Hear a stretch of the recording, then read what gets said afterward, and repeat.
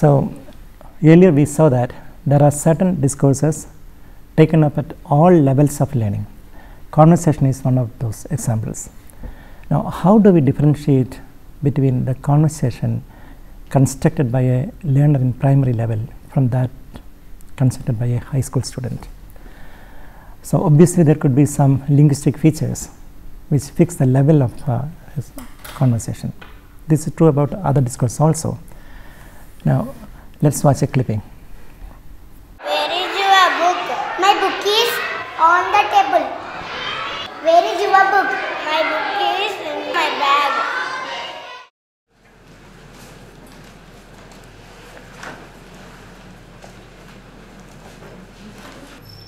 What are you looking for? The remote. You are holding it. I kept it on the teapot. Are you sure? Yes, I am. Why is it missing? Who knows? Now you have listened to two pieces of conversation. Which one is linguistically at a higher level?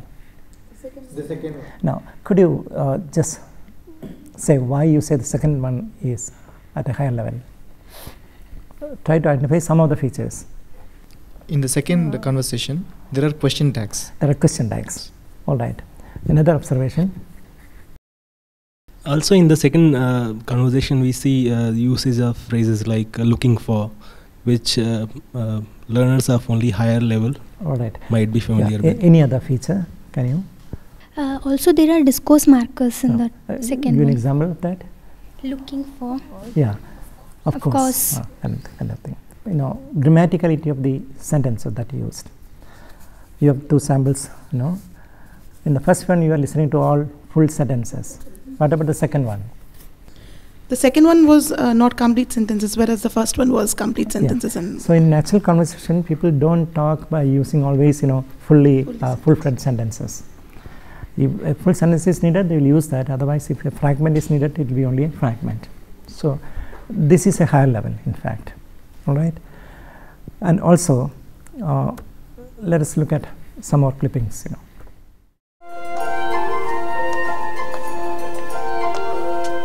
Where are the children's books, please? In that room right over there. Want me to pick you out one with lots of pictures in it? No, thank you. I'm sure I can manage.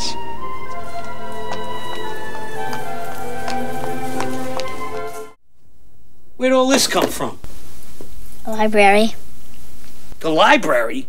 You've never set foot in a library. You're only 4 years old. 6.5. You're 4. 6.5. If you were 6.5, you'd be in school already. I want to be in school. I told you I was supposed to start school in September.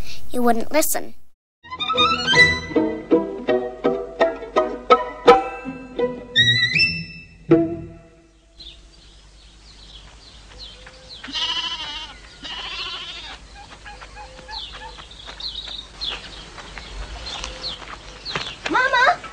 Mama, Yente, the matchmaker is coming. Maybe she's finally found a good match for you, Zeitel.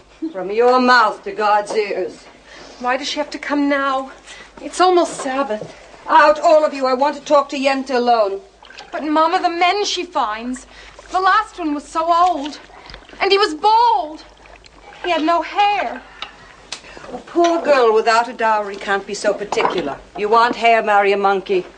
Even a poor girl without a dowry has to look at her husband sometime. A husband is not to look at. A husband is to get. But, Mama, I'm not yet 20 years old. I don't think I have to. Do you have to boast about your age? Do you want to tempt the evil eye? Oh, out, all of you. There's work to be done before the Sabbath. Hurry. All of you, hurry.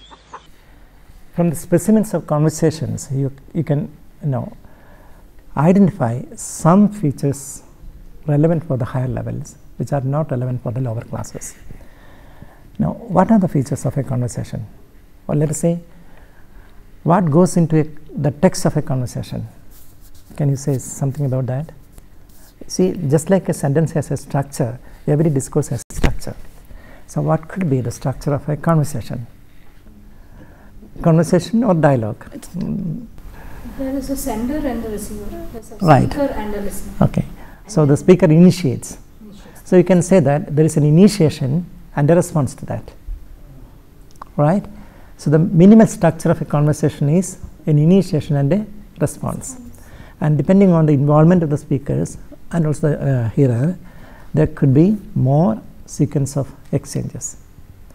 And there could be some other features like, for example, a proper sequence of exchange will be there, right? Then there is something called how a speaker sustains the conversation. Now, in fact, there is no end for any conversation. You can keep on, adding it, but normally human beings don't do that, and there will be a contextual relevance for it. Okay, so look at the screen for the features of a conversation. I'll just read out: initiation, response appropriate to the initiation, 2 or more exchanges, ideas and feelings relevant to the context, proper sequence of exchanges, sustaining the conversation, contextual relevance, maintaining social norms, and then use of discourse markers like well, precisely, okay. Now, avoiding digression and using connectives wherever necessary, and using pronouns and using formulaic expressions like thank you or how are you. So these are all features of a conversation. Now obviously you cannot target all these features at all levels. So if you fix it at the end of let's say secondary level education, you can fix these are the features targeted at that level, and at the lower level some of the features can be left out. In the lower classes, say in class 1 or 2, it will be just an initiation and a response. Now this is true about other discourses also. Let us take the sample of a description.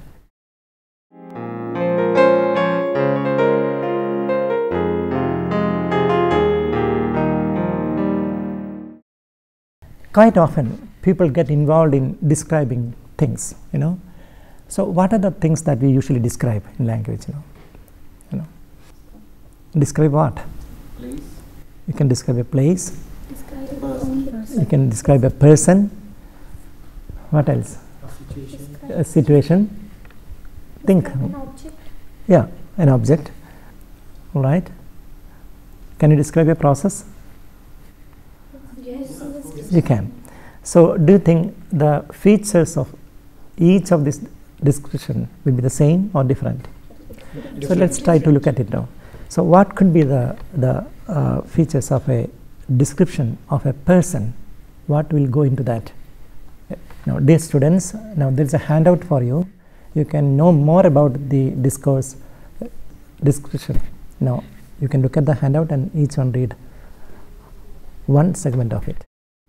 Describing a person, details such as who and what the person is, physical attributes, societal status, achievements, contributions, personal impressions. Yeah. Now you can read out describing an object. Okay. Describing an object. Details such as what it is, where it is found, physical properties such as shape and color, what it is used for, etc. Describing a place, scenic details of the location, images, sensory perceptions, etc. Describing events, details such as what the event is, where it is taking place, the persons or things involved, the order of events, scenic details, images, sensory perceptions, etc. The last one. Describing a process, details such as what it is for, things involved, sequence, etc. Yeah, that's good now. So, you have an excerpt from Henry James' The Lightman story. No? Who would like to read this aloud? We found him in his library, a room arranged for a lifetime. At one end stands a great fireplace with a florid, fantastic mantelpiece in carved white marble. Over the mantel shelf is a large landscape, a fine Gainsborough, full of complicated harmonies of an English summer. Beneath it stands a row of bronzes of Renaissance and potteries of the Orient. Facing the door, as you enter, is an immense window set in a recess with cushioned seats and large clear panes, stationed as it were at the very apex of the lake. At the other end, opposite the fireplace, the wall is studded from floor to ceiling, with choice of foreign paintings placed in relief against the orthodox crimson screen. Yeah. Now just listen to a description of a room as it is done in Henry James' story. Now you can see the feature, how the author is creating vivid picture in the mind, what you see, So this is one of the higher level features of description. Now there is one more piece of writing from the same author. It's about describing a person. Now who would like to read that? He is curiously pale with a kind of opaque yellow pallor. Literally, it's a magnificent yellow.